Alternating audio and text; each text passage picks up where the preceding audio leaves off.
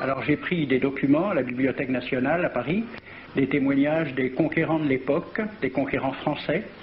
D'abord, des extraits du bréviaire que l'on avait remis aux officiers et soldats qui s'en allaient en Afrique.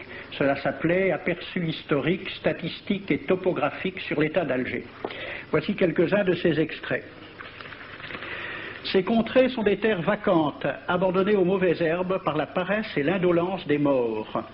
Les femmes du pays sont livrées par la paresse des Arabes, qui passent toute leur vie à fumer, à la turpitude de mœurs extrêmement relâchées. Elles n'ont pas de religion. Beaucoup doutent qu'elles aient une âme immortelle et croient qu'elles ne sont faites que pour la reproduction. Le climat aidant, les femmes sont nécessairement disposées au plaisir. Alors, allez-y, des terres vacantes et des femmes consentantes qui n'attendent que les soldats français.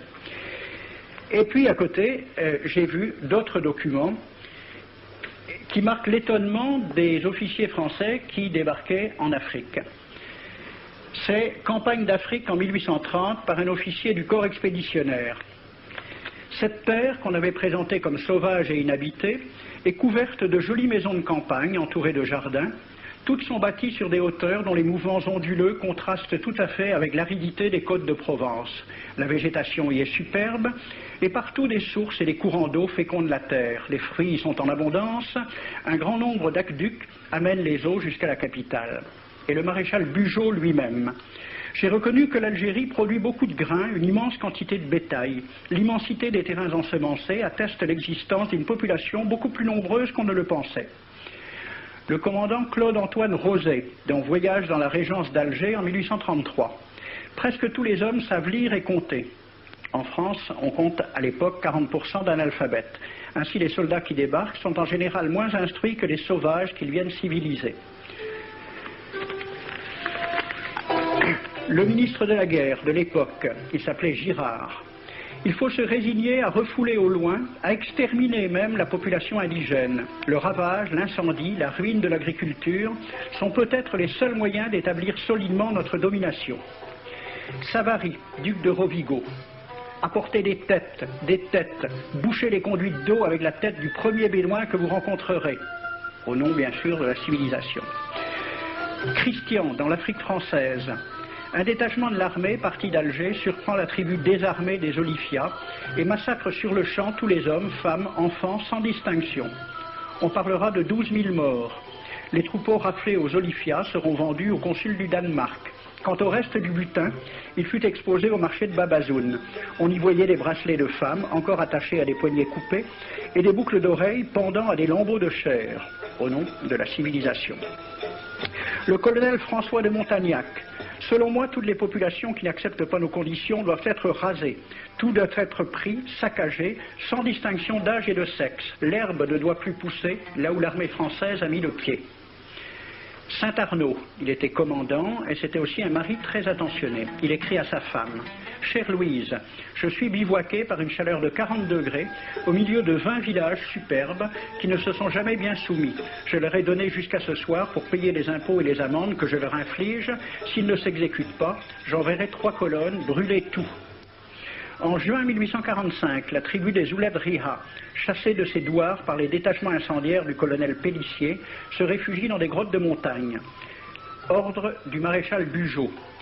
Si ces gredins se retirent dans leurs cavernes, imitez Cavaignac aux Béha, fumez-les à outrance comme des renards. Voici le récit d'un témoin, français bien sûr. Voir au milieu de la nuit, à la faveur de la lune, un corps de troupes françaises occupé à entretenir un feu infernal. Entendre les sourds gémissements des hommes, des femmes, des enfants et des animaux, le craquement des rochers calcinés s'écroulant. Le matin, quand on chercha à dégager l'entrée des cavernes, gisaient des bœufs, des ânes, des moutons. Parmi les animaux, entassés sous eux, on trouvait des hommes, des femmes, des enfants. J'ai vu un homme mort, le genou à terre, la main crispée sur la corne d'un bœuf. Devant lui était une femme tenant son enfant dans ses bras. Cet homme avait été asphyxié au moment où il cherchait à préserver sa famille de la rage de cet animal. On a compté 760 cadavres. Le 8 mai 1845, Saint-Arnaud découvre 500 Algériens qui s'abritent dans une grotte entre Ténès et Mostaganem. Saint-Arnaud ordonne à ses soldats de les emmurer vivants. Il écrit « Je fais boucher hermétiquement toutes les issues et je fais un vaste cimetière. La terre couvrira à jamais les cadavres de ces fanatiques. » C'est à peu près ce qu'ont dit les Allemands en massacrant le village d'Oradour-sur-Glane. Montagnac, toujours lui, le colonel. Voilà comment il faut faire la guerre aux Arabes. Tuer tous les hommes jusqu'à l'âge de 15 ans. Prendre toutes les femmes et les enfants. Vous me demandez ce que nous faisons des femmes que nous prenons? On en garde quelques-unes comme otages, les autres sont échangées contre des chevaux, et le reste est vendu à l'enchère comme bête de somme, toujours au nom de la civilisation. Nous rapportons un plein baril d'oreilles récolté pair à pair sur les prisonniers. Il contient même celle d'un de nos 58 gendarmes morts de maladie. 2 pièces de 100 sous ne sont pas à dédaigner. Le maréchal Soult, ministre de la guerre, répondant à des questions à la Chambre des députés. En Europe, un tel acte serait horrible et détestable.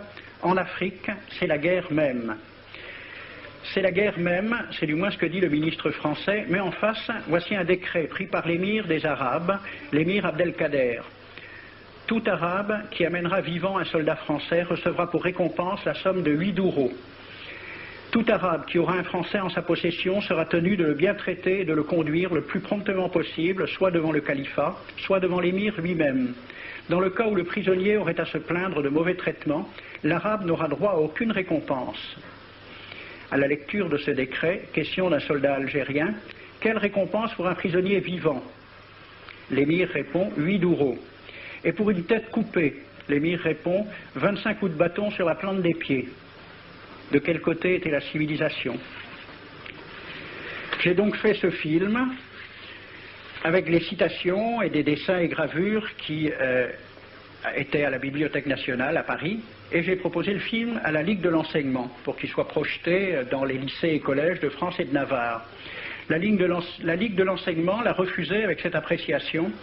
Quoique très correctement réalisé et basé sur des documents indiscutables, ce film va à l'encontre de toutes les idées qui servent de base à l'enseignement de la pénétration française en Afrique du Nord, ce qui rend sa diffusion impossible.